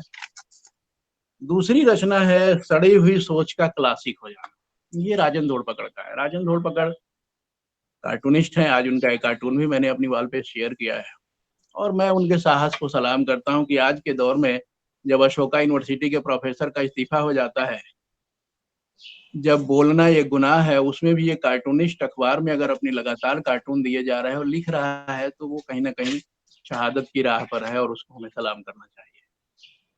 सड़ी हुई सोच का क्लासिक हो जाना। फिर मैं शीर्षक पर आता हूँ। देखिए, शीर्षक रचना के पूरे विचार को व्यक्त करती है। विचार जो केंद्र में आप क्या कहने जा रहे हैं, ये नहीं करती है तो करनी चाहिए। सिर्फ पाठकों को लुभाने के लिए शीर्षक देना ये भी एक ट्रेंड है। ये मुझे लगता है कि बेहतर नहीं है, पर मेरे लगने से कुछ नहीं होता। मैं कोई मतलब बहुत कुछ नहीं हूँ, फिर भी मुझे जो अपनी सोच, मुझे जो लग रहा है मैं बता रहा हूँ। वास्तविक स्थिति यही है जो लिखते हैं राजन धोड़पकड़ कि सड़ी हुई सोच एक आज उसको क्लासिक बना दिया गया है। हम उसको क्लासिक मानते हैं। हम ये नहीं देखते कि आज से 10 साल पहले ये आदमी, आज से 20 साल पहले ये किस तरह से था, और इसकी जो सोच थी वो किस तरह की सोच थी, किस तरह उसने समाज का विभाजन किया, कहाँ वो खड़ा था, उसकी वजह से कितनी परेशानियां समाज को हुई। लेकिन वो आज वो क्लासिक है और वो एक बहुत ही आदरणीय और श्रद्धा का पात्र बना हुआ है समाज में। ये जो युग की विडंबना है, इसको लिखते हुए है राजन धोड़पकड़ लिखते हैं। हालांकि अंत में उन्होंने अपनी बात कही है, शुरू में उन्होंने बहुत ही हल्के फुल्के ढंग से इसको उठाया है कि फिल्मों में कुछ फिल्में क्लासिक होती हैं, कुछ अखबार में कुछ न्यूज ऐसे आते हैं, कुछ चीजों को क्लासिक कहा जाता है। अभी फेसबुक पर तो लगभग सारी रचनाएं क्लासिक होती हैं। कोई भी रचना होती है, बहुत सारे लोग हैं जो क्लासिक ही लिखते हैं, तो वैसे लोगों का भी अभिनंदन होना चाहिए, उत्साह बढ़ाते हैं। इसमें हालांकि संतोष भाई ठीक कह रहे थे अपने इसमें कि आप एक रचनाकार के तौर पर आप खुद ही विवेचना नहीं कर सकते, आप खुद ही फाइंडिंग नहीं दे सकते। बहुत अच्छी बात थी। उसी तरह की एक लाइन मुझे यहाँ मिलती है। राजन धोड़पकड़ लिखते हैं कि मेरा ख्याल है कि कोई भी चीज पुरानी होने से क्लासिक नहीं हो जाती। तो ये तो आप पूरी रचना में कहने जा ही रहे हैं। अलग से ये लाइन में आप कंक्लूसिव हो जाना, निष्कर्ष तक खुद ही पहुंचना, ये कहीं ना कहीं लेखक की जल्दीबाजी हो सकती है, या फिर बड़े लेखकों की बड़ी बात। अपने अपने तरीके हैं लिखने के। वैसे ही लिखते हैं कि उम्र बढ़ने के साथ अक्ल का परिपक्व होना जरूरी नहीं है। कभी कभी उम्र बढ़ने के साथ साथ चीजें सड़ जाती हैं। जैसे एक उदाहरण ने लिया है कि कच्चा अमरूद पकने की कोशिश करे तो सड़ जाता है, तो अधकचड़ी चीज है। उम्र बढ़ेगी तो सड़ भी सकती है, जरूरी नहीं कि बेहतरी हो। उसके बाद उन्होंने लिखा कि कुछ इमारतें ऐसी होती हैं, यही एक पैराग्राफ है जिसमें उन्होंने अपना सारा जो विजन है वो डाला है। मैं पूरे पैराग्राफ को पढ़ूंगा, फिर हम चर्चा करेंगे कि कुछ इमारतें सचमुच ऐसी होती हैं जिस पर वक्त की काई जमती है तो ये ज्यादा सुंदर हो जाती है। वो कौन सी इमारतें हैं? क्योंकि वो इमारत देखने में ऐसी इमारत है, बदशक्ल है या इस तरह की चीज है, उबड़ खाबड़ है, बेकार चीज होगी, वो उस पर काई जम गई तो सुंदर दिखने लगी। ऐसे ही कुछ लोगों के गुनाह हैं जो वक्त के साथ जब पीछे चले जाते हैं तो हम उस गुनाह को भूल जाते हैं और हमें याद रहता है कि वर्तमान में कितना महान व्यक्ति है। तो समय की धूल पड़ गई तो उसकी सारी चीजें धुल गई, उसके साथ जम गई, परत के अंदर चली गई। और कहते हैं कि लेकिन बहुत सी ऐसी चीजें होती हैं जिस पर वक्त की धूल जमती है तो ये ज्यादा बदसूरत हो जाती है। मेरे बहुत से दोस्त जो किशोरावस्था में, ये लाइन मुझे अच्छी लगी, जो किशोरावस्था में जिज्ञासु, बुद्धिमान और हर बात पर सवाल करने वाले दिखते थे, उन्हें अब आज व्हाट्सएप के पुरातन पंथी फर्जी मैसेज बिना बुद्धि लगाए फॉरवर्ड करते देखता हूं तो लगता है कि वे तो पीछे ही चले गए। मुझे लगता है कि ये पूरी बात कहने के लिए ये जो पूरा 250-300 शब्दों का जो ताना माना है, यही बात कहनी है कि जो हमें जो दिखाया जा रहा है, जिस तरह से इतिहास गढ़ा जा रहा है, जो व्हाट्सएप पर परोसा जा रहा है, जिस तरह की चीजें कही जा रही है कि नहीं हमको यही देखना है, ये हमारा बहुत प्राचीन धरोहर है। हर प्राचीन चीज हमारी क्लासिक नहीं है। हमने बहुत कुछ देखा है। औपनिवेशिक काल में जो चीजें आई, जो परिवर्तन आए, वो भी बेहतर परिवर्तन थे। जो प्राचीन काल में जो चीजें थी वो सबके सब सुंदर थी, ऐसी बात नहीं है। और वर्तमान में हम जो ये पाखंड करते हैं कि हम हिंदी गानों को संस्कृत में अनुवाद कर लेने से संस्कृत का भला नहीं हो जाएगा, ये तो हमारा भला हो सकता है। तो चीजों को विरोध करने के लिए या चीजों को आप उसको बाजार में बेचने के लिए प्राचीनता का सहारा लेते हैं। आप भगवा वस्त्र पहन करके वस्तुओं का विज्ञापन करते हैं और चीजों को कहते हैं कि ये चीज खरीदी जाए, और हमारे दर जो बाजार में बैठे जो हमारे उपभोक्ता हैं वो भी विवेक बंद करके और हाथ जोड़ करके ये मान लेते हैं कि ऋषि का वरदान है, उसको ले लेते हैं। तो ये सारी चीजें हैं, प्राचीनता को भी बेची जा रही है। प्राचीनता को बाजार में हम कैसे बेचें, ये एक पूरा का पूरा आप मीडिया के थ्रू बेच रहे हैं, आप उसको बाजार में वस्तुओं को उत्पादन के थ्रू बेच रहे हैं, तो बेचने का एक तरीका है। लेकिन हम यहाँ जो बैठे हैं, जो आज से 10 साल 20 साल पहले बहुत प्रखर बुद्धिवादी थे, हम तर्क कर लिया करते थे, हम पूछ लिया करते थे कि पेट्रोलियम क्यों महंगा है, ये तो उस समय जवाब मिलता था कि ये तो विदेश की चीज है। लेकिन आज हम पूछते भी नहीं है क्यों महंगा है, हम आज प्रश्न कर ही नहीं सकते, हमारे प्रश्न करने की सारी क्षमताएं समाप्त हो गई है। तो हम बस खुश हैं कि हमारा देश बदल रहा है और हम प्रश्न करने की स्थिति में नहीं है, क्योंकि हम मान लिया हमने कि ये सब अच्छा है। इस जो सोच है, सड़ी हुई सोच, ये सड़ी हुई सोच धीरे धीरे क्लासिक होती जा रही है। ये लेखक की चिंता का विषय है। और इनके विचार जरूरी नहीं कि हम सब सहमत हों, लेकिन मुझे लगता है कि वर्तमान समय में एक पाठक के रूप में जब मैं देखता हूं तो मुझे लगता है कि इनके विचार सही है। रही बात कला पक्ष की, तो छोटी सी रचना 250-300 शब्दों की रचनाओं में मुहावरों का प्रयोग करके, सुंदर प्रतीकों की योजना बना करके, आम फहम भाषा का इस्तेमाल करके, ये दोनों लेखक लिखने में सिद्धहस्त हैं। ये लोग लिखते हैं, राजेंद्र धोड़ पकड़ को हम सब लोग पढ़ते रहे हैं कि आर्थिक विषयों पर भी जब वो छोटा सा लिखते हैं तो अपनी बात लिख लेते हैं, वो अपनी बात कह पाते हैं, क्योंकि उनको मालूम है कि हमको क्या कहना है। खुश करने के लिए, रिझाने के लिए, लुभाने के लिए, छपने के लिए नहीं लिखते, उनको अपनी बात कहनी है। तो दोनों बातें की चर्चा हो गई। आप सभी मित्रों का फिर से एक बार धन्यवाद, और तिवारी जी, रमेश सर, सबका मैं आभारी हूँ। नमस्कार, धन्यवाद सर। धन्यवाद शशि जी, आपने बड़े महत्वपूर्ण ढंग से उन रचनाओं के जो पक्ष है और पर बात कही, और सबसे महत्वपूर्ण बात आपने ये कही कि रचना भले छोटी हो किंतु अगर उसमें जब बात आ जाती है तो वो अपना उद्देश्य पे सफल हो जाती है। और राजेंद्र धोपड़कर जी की रचना तो बहुत छोटी है और जो अपने कहन में सफल रहे। एक बात और है, लगता है, मैं अपनी बात नहीं कर रहा हूं, कि बहुत आज जो हमने रचना रखी है वो रचनाएं हमारे जो सोशल मीडिया के व्हाट्सएप ग्रुप हैं, चाहे वो वलेस हो, समकालीन व्यंग हो, और साहित्य संस्थानों और अन्य जगह पर भी रखी जा चुकी हैं और लोगों ने पढ़ा होगा।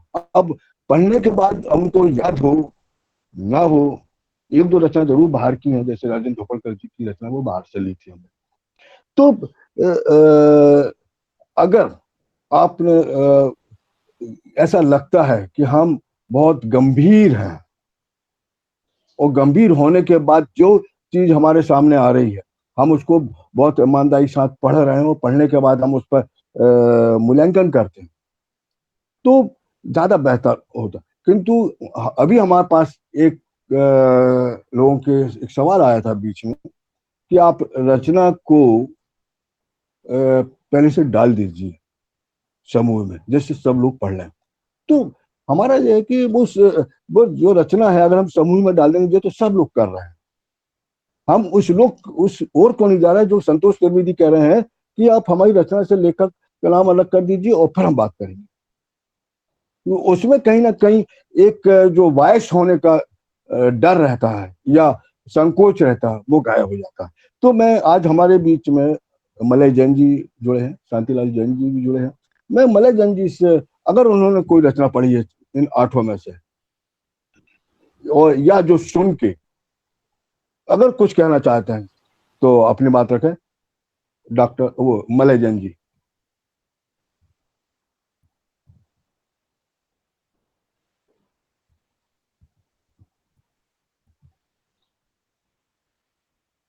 मलय भाई मलय आपका जैन माइक ऑफ है अभी, तो ऑन कर लीजिए फिर बोलिए।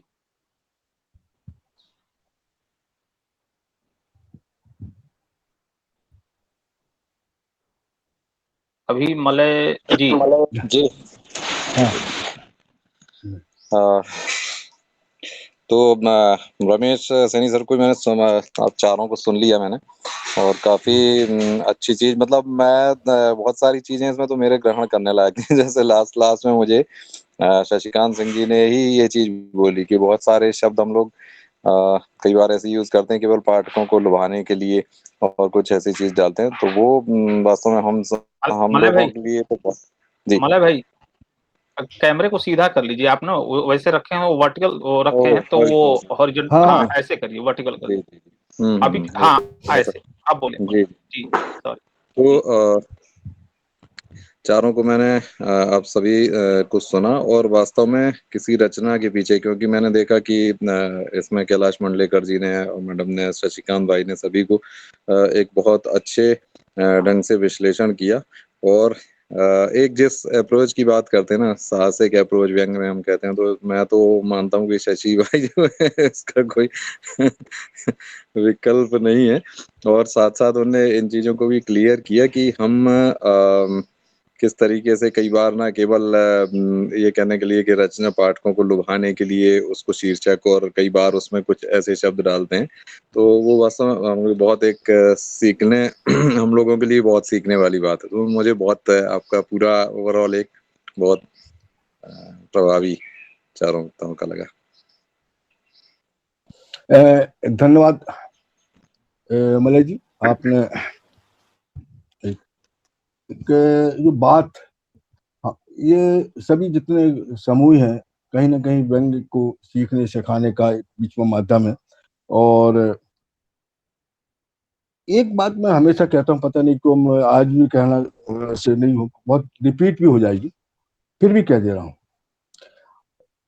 जितनी रचनाएं हैं बहुत छोटी रचना है, बात आ जाती है वो, और बात लोग बोल भी देते हैं, किंतु जब हम जैसे कि शशिकांत जी ने बोला कि उसके सौंदर्य को, कला को, भाषा को पिरोना पड़ता, किंतु मुझे ऐसा लगता है कि वो सौंदर्य बाहर नहीं दिख पाता।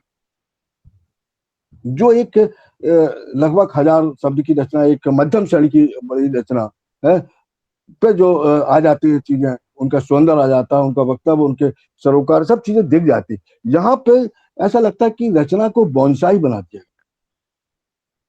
उस बोनसाई के पेड़ में फल तो लगते हैं, फूल भी लगते हैं, पूरा दृश्य भी एक वृक्ष का रहता है, किंतु मैं हमेशा ये कहता हूं कि उन फलों को आप खा सकते हैं कि उन फूलों की सुगंध हमारे बाहर में आ सकती है। तो ऐसे व्यंग, ऐसा नहीं लगता कहीं कमरे में सजाने वाला एक पौधा है और जिसमें सब कुछ तो है और उपयोग के लिए कोई चीज नहीं। तो ये भी एक सवाल उठता है कि व्यंग कैसा होना चाहिए। आज के जितने भी व्यंग लिए, हमने कुछ अदबीज से लिए हैं, कुछ दूसरी जगह से लिए हैं, तो सीमा है। तो लेखक को कहीं ऐसा नहीं करना चाहिए कि वो अपने अखबारों के प्रकाशक से बोले कम से कम इतना तो रखो बड़ा, जिससे कि पूरी रचना हो जाए। क्योंकि किंतु मैं खाली लेखक नहीं कह सकता, यहाँ पे लेखक बहुत कमजोर है। और इसी बात को मैं आज जो रचना हुई है उस पर मैं रमेश तिवारी जी से आग्रह करता हूँ कि वो भी अगर कुछ कहना चाहते हैं। धन्यवाद रमेश सर। तिवारी जी। जी जी धन्यवाद सर। मैंने शांति भाई का एक वक्तव्य सुना था और कि जब स्पेस कम हो तो चैलेंज बड़ा होता है। ये पिछले एक दो जो हमारी जो गोष्ठियां होती हैं उसमें उन्होंने कहा था। और आज फिर जब स्तंभ लेखन की सीमा को व्यंग्य की सीमा के रूप में संदर्भित किया गया, बताया गया, तो मुझे वो शांति भाई की वो बात याद आई और अच्छा लगा कि बाद में इस बात को शशि भाई ने भी उद्धृत किया कि अगर दुष्यंत कुमार 2 पंक्तियों में अपनी बात रख सकते हैं तो हम 400, 250, 200 शब्दों में अपनी बात क्यों नहीं रख सकते हैं। निश्चित रूप से हम अपनी बात रख सकते हैं। तो हालांकि दोनों बातें अपनी अपनी जगह और अपने अपने दृष्टिकोण से सही हैं। यही विमर्शों का हासिल है कि हमको अलग अलग तरीकों से, अलग अलग एंगल से विचार सुनने को मिलते हैं और वो सब मिला के कहीं ना कहीं हमें मैच्योर करते हैं, कहीं ना कहीं हमें समृद्ध करते हैं। उसका हमारी थिंकिंग पर, हमारी सोच पर, हमारे सृजन कर्म पर, हमारे देखने की दृष्टि पर और हमारे पूरे व्यवहार पर, जीवन पर उसका बड़ा गंभीर असर पड़ता है। जब आज की जो वक्तव्य को शुरू किया गया और जैसा संतोष जी ने बताया, और ये बहुत ही सुखद बात थी कि संतोष जी हमेशा कुछ न कुछ चौंकाने वाली शुरुआत करते हैं। जैसे इन्होंने कहा था कि मुझे रचना भेजिए, उससे नाम हटा दीजिए। तो और जिसको आज सैनी जी ने उल्लेखित किया, ये शायद ये जो ईमानदारी है, जिसको कि कहा जाए वस्तुनिष्ठता है, देखने की दृष्टि है कि हम जो देखना चाहते हैं या जो कहना चाहते हैं, उसके केंद्र में क्या है? तो केंद्र में केवल रचना है। संतोष जी ने कहा भी था जब बात हुई थी शुरू में हमसे, तो उन्होंने कहा कि मुझे रचनाकार से मतलब नहीं है, केवल मुझे रचना भी, और हो सके तो आप लोग रचनाकार का नाम मिटा दीजिए, क्योंकि मैं नहीं चाहता कि उसमें कोई बायसनेस या गलती से भी कोई ऐसा एंगल निकल के आए। मुझे केवल रचना दीजिए। तो हालांकि हम लोग ये जानते नहीं हैं मिटाना वगैरह, लेकिन बड़ी कोशिश की और कोशिश करके उसको मिटाया गया, मिटा के उनको दिया गया और उन्होंने उस पे अपनी बात रखी।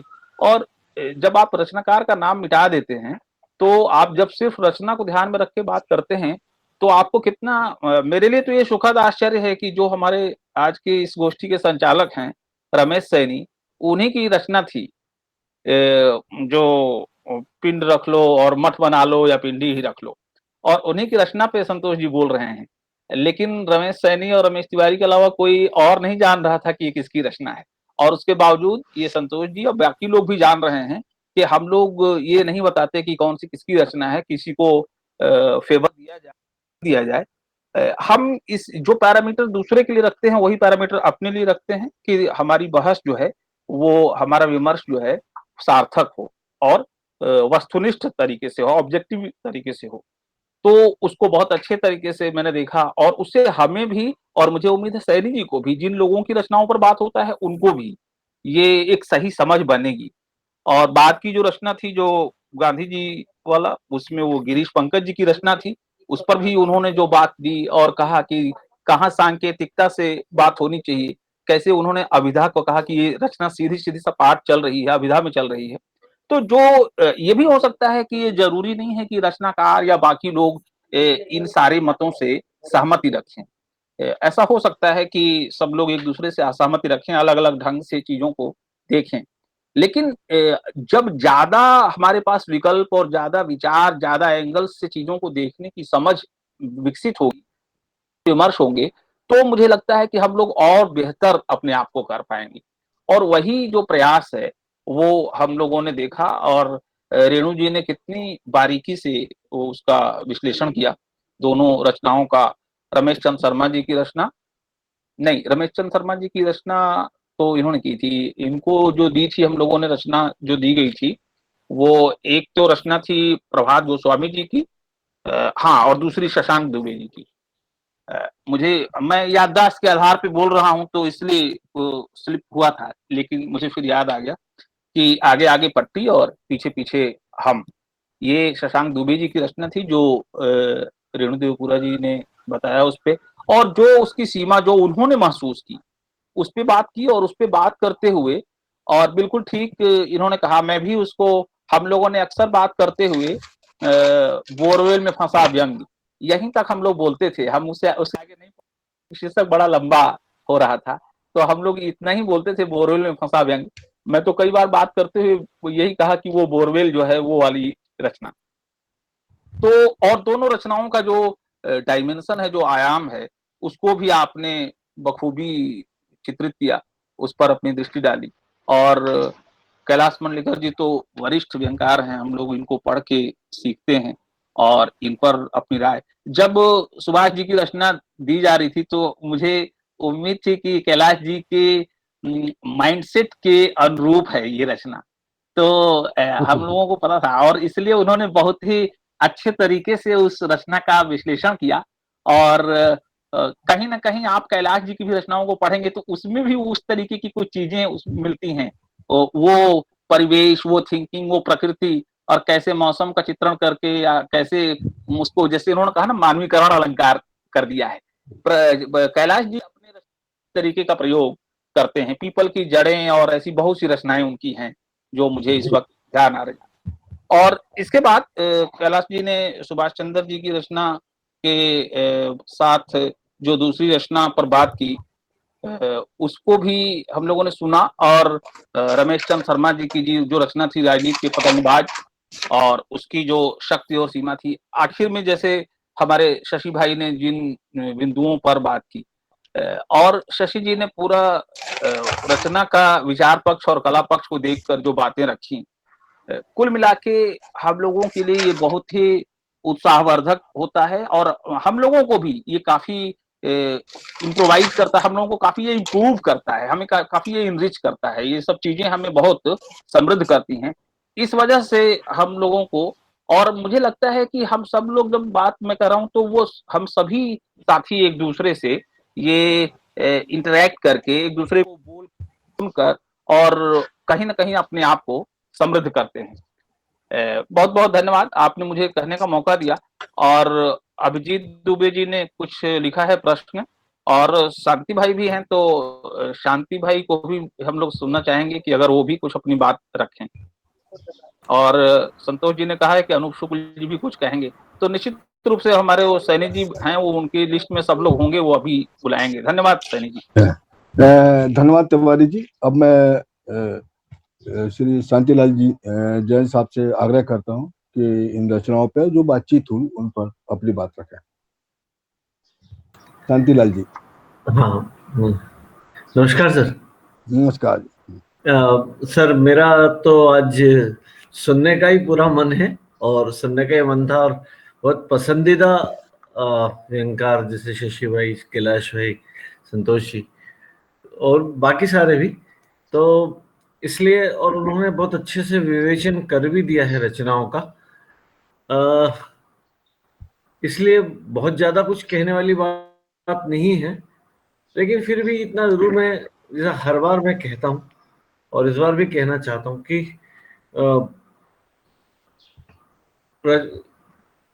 अखबार से बहुत प्रभावित होकर के हम लिखते चले जा रहे हैं। और पिछले वाले उसमें भी मैंने कहा था कि खबरों के आर पार देख पाने में बहुत दिक्कत आ रही है। हम सिर्फ अखबार को पढ़ते भी पिछले कुछ दिनों से तो बहुत ज्यादा ये हो गया है कि जैसे किसी राजनेता को कोई चोट लगी है पैर में, और आप देख लीजिए धड़ाधड़ 50-60 रचनाएं उसी की चोट पे आ गई है। उस चोट से आगे लोकतंत्र में उसका क्या इम्पैक्ट आ रहा है, और कहाँ उस एक मुद्दे को लेकर के और तमाम सारी जो दूसरी उसकी साइड इफेक्ट्स हैं और जो हमारे लोकतंत्र को प्रभावित करते हैं। कहीं ना कहीं हम सारे रचनाकार, जिसमें मैं भी बहुत हद तक शामिल हूँ, मैं किसी को जब मैं कह रहा हूँ तो मैं उसमें अपने आप को माफ करके नहीं चल रहा हूँ। उसी तरह की आज की रचनाओं में भी अधिकांश रचनाएं ऐसी थी जो हमने एक विषय चुना, उसके इर्द गिर्द 2-4 बातें चुनी और जैसे ही 500 शब्द हुए उसको खत्म करके हम बाहर आ गए। तो ये हमको देखना ही पड़ेगा कि अगर हम और सीखना भी पड़ेगा। एक जमाना था जब हम 4 घंटे की मुगले आजम फिल्म देख लिया करते थे। आज लघु फिल्मों का दौर है और शॉर्ट फिल्में बड़ी फिल्मों से ज्यादा बेहतर इम्पैक्ट ला रही है। तो अब वो शिकायत भी हमारी बहुत वाजिब नहीं है कि हमारे छोटे हिस्से में हम बड़ा प्रभाव पैदा नहीं कर सकते। प्रभाव बड़ा भी करना है, वैसा भी करना है, लेकिन छोटे में भी अपनी बात को उसी तरीके से कहना है। और चूंकि अलग अलग विषय बातों पे हो ही गई है और अब मेरे ख्याल से 4:20 का समय हो गया है, तो बाकी दोनों तीनों साथियों को बोलना है। तो मैं फिर से सारे रचनाकारों को बधाई दूंगा और जितना अच्छा विवेचन यहाँ किया गया उसके लिए चारों साथियों का, मेरे चारों से मैं सीखता हूँ। कैलाश भाई से तो अक्सर फोन पे बात होती है, शशि भाई से भी 2 रोज पहले हुई, संतोष भाई से भी, और व्यंगधारा की इस गोष्ठी में जो मेरे को सीखने को मिलता है उसके लिए मैं आदरणीय तिवारी जी और सैनी जी का भी आभारी हूँ कि वो बहुत शिद्दत से इस काम को कर रहे हैं। तो आप सबको बधाई और शुभकामनाएं। मैं आज सिर्फ सुनने के मूड से ही बैठा था, बहुत बोल नहीं पाऊंगा। धन्यवाद। धन्यवाद शांतिलाल जी। और हमारी जो व्यंगधारा की एक और खूबी है, मतलब खूबी क्या, हम लोग कोशिश कर रहे हैं कि अचानक बोलना पड़े तो कैसा बोले। जैसे कि हम रचनाओं पे विमर्श करते हैं तो उसी दिन रचना पढ़ी जाती है और उससे लोग बातचीत करते हैं। तो इसमें भी हमारा कोशिश रहती है कि हम अचानक बोल रहे तो उसका प्रयास हो या कोशिश हो कि हम विषय में केंद्रित होकर बोल सके। मैं अब अनूप शुक्ल जी से आग्रह करता हूँ कि वो अपनी बात है। अनूप शुक्ल जी। हमारी कुछ बोलने के लिए हमारे पास है नहीं। सबसे बढ़िया सुना हमने, शानदार सुना। और आज चूंकि सब लोगों ने इतना अच्छा बोला सुना, और सबसे अच्छी बात लगी कि आज संतोष त्रिवेदी जी बढ़िया कपड़े पहने थे, शानदार लग रहे थे, और उनकी बात भी उतनी शानदार लगी। बाकी लोगों को भी मैंने बढ़िया सुना। और आज चूंकि व्यंग विमर्श था तो जैसा कि शांतिलाल जी ने बताया तो सुनने के लिए ही थे, तो कुछ कहने के लिए हमारे पास नहीं है। और रचनाओं के बारे में जैसा शांतिलाल जी ने बताया कि तात्कालिकता वाली बातें हैं और तात्कालिकता हावी रहती है, ज़्यादा बड़ी बात नहीं कह पाते हैं। और उसी समय जब मैं शांतिलाल जी को सुन रहा था तो उसके थोड़ी देर पहले ही उनकी रचना मैंने पढ़ी, तो उन्होंने ब्रिटेन के राज परिवार के लफड़े पे लिखी थी रचना, वो भी हाल में ही घटी एक घटना पे है। तो और कुछ कहना नहीं विशेष मुझे। बहुत अच्छी गोष्ठी रही और शानदार आयोजन, सभी को सुनना बहुत अच्छा लगा और धन्यवाद। धन्यवाद। एक प्रश्न है, हाँ, एक प्रश्न शशिकांत जी के लिए है, अभिजीत दुबे जी ने रखा है। जी मैंने पढ़ा सर उसको। हाँ पढ़ लिया, हाँ बोलिए। मैंने पढ़ लिया। और उसके पहले एक संतोष भाई का भी प्रश्न है जो हम लोगों को लेना चाहिए। वो अच्छा प्रश्न है।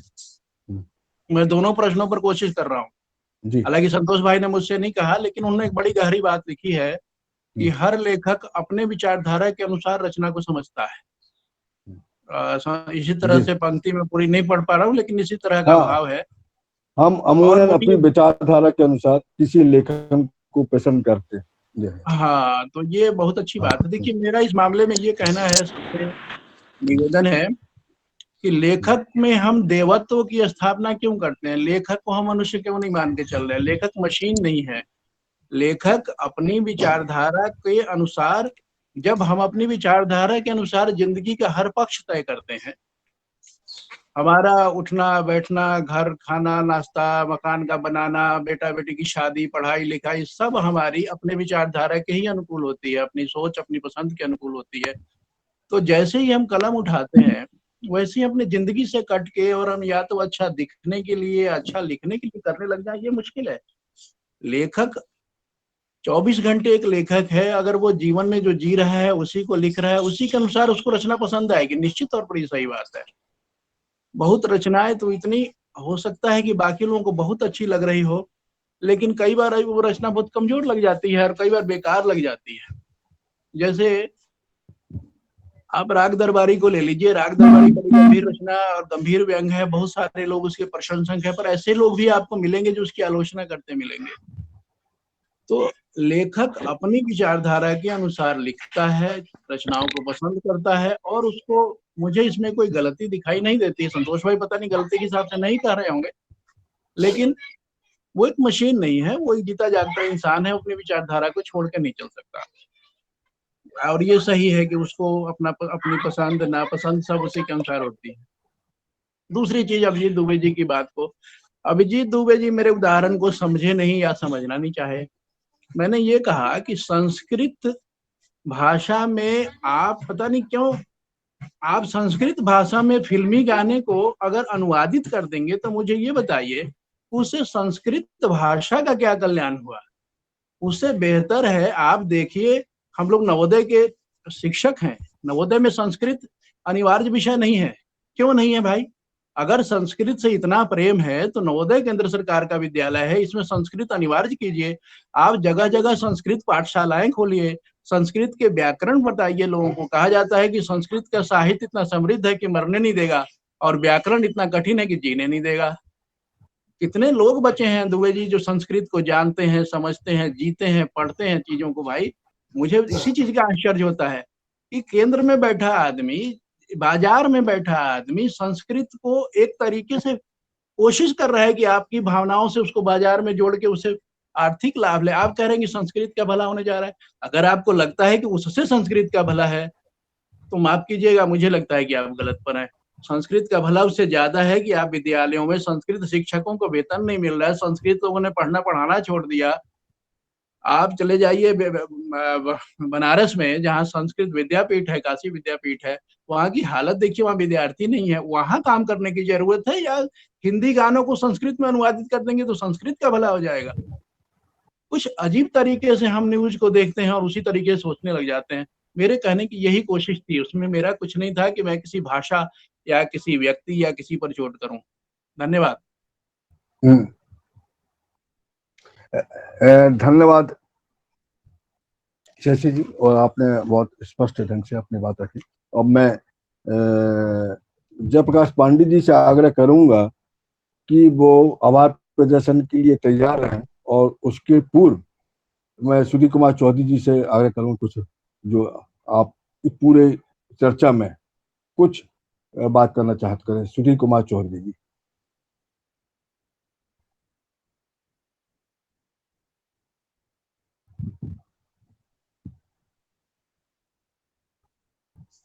सुधीर जी आपका माइक ऑफ है। सुधीर कुमार चौधरी जी आपका माइक ऑफ है, आप अपना माइक ऑन करके फिर बोलेंगे तो हम लोग सुन पाएंगे। शायद वो सुन नहीं पा रहे हैं। ठीक है, ठीक है, हम साहू जी अगर कुछ बोलना चाहते। आगे जी बोलिए। आज बेहद एक रोचक, प्रेरक और समृद्ध करने वाला अनुभव रहा आज का। और चारों ही जो टिप्पणीकार थे उन्होंने काफी अच्छी टिप्पणियों से हमें समृद्ध किया। चूंकि ये एक जो विषय सैनी जी ने उठाया कि हम रचनाओं को पहले से इसमें रखते नहीं पटल पे, और उसका नाम भी नहीं पता है, ताकि रचना की वस्तुनिष्ठता बनी रहे। तो इसमें मेरा एक विनम्र अनुरोध यह है कि यदि यहाँ जो हमारे सदस्य हैं उन्होंने किसी कारणवश वो रचना पढ़ी नहीं और उसके बाद अगर उस पर कोई टिप्पणी वो सुन रहा है, तो हो सकता है कि वो उसके गर्भ तक, उसकी तह तक जाने में अपने आप को सक्षम नहीं अनुभव करे। तो इसलिए इस मामले में मेरा ये कहना है कि भले ही आप रचनाकार का नाम ना बताएं, पर कम से कम रचना हमारे सदस्यगण पढ़ सकें जिसपे की चर्चा होना है, तो ज्यादा बेहतर होगा। इस पर थोड़ा सा अगर आप विचार करें और लोगों की राय जानें और इस पर कोई निर्णय लें तो ज्यादा उत्तम होगा। धन्यवाद। चौधरी जी, हम लोग इस पर विमर्श करेंगे, बातचीत करेंगे, जैसा भी हुआ उस पर आगे उपयोग किया जाएगा। और मैं टीकाराम साहू जी का नाम बुला रहा हूँ, वो संक्षिप्त, उसके बाद हमारे जयप्रकाश पांडे तैयार है। अब आप प्रदर्शन। हाँ नमस्कार सर। जी हाँ सर, मेरी आवाज आ रही है? हाँ आ रही। हाँ हाँ, आज के चारों जितने रचनाकार है, 4 हमारे वक्ता थे, उन्होंने 2-2 रचनाओं को आज दिया और बड़े ही सरलता और गहराई से जिस प्रकार विश्लेषण किया कि व्यंग के अन्य पक्षों पर भी प्रकाश डाला कि किस तरीके से व्यंग लेखन हो रहा है और किन बातों के प्रति हमें सावधानी बरतनी चाहिए। व्यंग के शिल्प कला को ध्यान में रखते हुए रचनाओं का जो है सृजन किया जाना चाहिए। विशेष बात आज इस पे भी हुई कि रचना छोटी या बड़ी कौन सी ठीक ठाक रहेंगी, इस पर भी कि रचना में यदि सभी तत्व है, चाहे वो छोटी क्यों ना हो और प्रभावी है, तो उसे भी हमें ग्रहण करना चाहिए। एक बात सामने आई हमारे सामने और हमारे पूर्व सभी वक्ताओं ने बाकी बातें कही है, मैं इतना ही कहना चाहूंगा। धन्यवाद। हाँ सर। जी धन्यवाद। सनी जी अपना माइक ऑन करिए।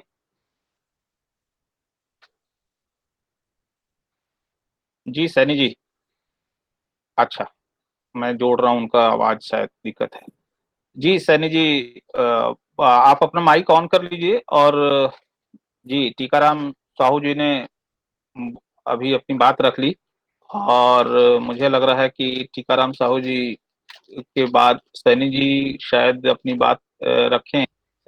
जी अपना माइक ऑन कर लीजिए। और पांडे जी ने जैसा बताया है कि उनके आसपास शोर हो रहा है, तो मैं निवेदन करूंगा, मैं इसमें से हमारे जो साथी हैं विवेक रंजन जी अगर सुन रहे हो तो विवेक रंजन जी अपनी आज का आभार प्रदर्शन करें हम लोगों के इस आयोजन का। आदरणीय साथी विवेक रंजन जी। सर नमस्कार सभी को। बहुत उत्साहवर्धक और बड़ी बढ़िया टिप्पणियां हुई सारी रचनाओं पर, और होली की पूर्व संध्या पर यह एक सकारात्मक विमर्श का आयोजन रहा। इसमें सभी सहभागियों को और आयोजकों को व्यंग्यधारा समूह की ओर से हृदय से मैं धन्यवाद ज्ञापित करना चाहता हूँ और सबका आभार व्यक्त करना चाहता हूँ। और हम सबको यही कामना करता हूँ कि सामूहिक प्रार्थना में जो दम होता है, इस बार होलिका दहन की जगह कोरोना दहन हो और जो दुनिया एक अच्छी दुनिया है वो वापस फिर से सकारात्मकता के साथ सक्रिय हो सके। इस सक्रिय विमर्श और सार्थक विमर्श के लिए आप सबका हार्दिक आभार। धन्यवाद। धन्यवाद विवेक जी। कुछ क्षण के लिए मेरा सिग्नल से बाहर हो गया था और सिग्नल नहीं आ रहे थे। अब मैं आज की गोष्ठी की समापन की घोषणा करता हूं। अब इसके बाद हमारी होगी और उत्तर गोष्ठी में जो बातचीत होगी वो ऑफ दी रिकॉर्ड होगी, हमारे रिकॉर्ड में नहीं आएगी। अब आप अपनी बात कर सकते हैं। जी धन्यवाद तो सभी का। जी धन्यवाद। तो आज की गोष्ठी यहाँ समाप्त होती है और उसके बाद अब अनूप जी और बाकी जो समूह के साथी हैं वो लोग अपनी बातें कर सकते हैं। जो हमारी औपचारिक गोष्ठी है वो आज संपूर्ण होती है। बहुत बहुत धन्यवाद सभी साथियों का।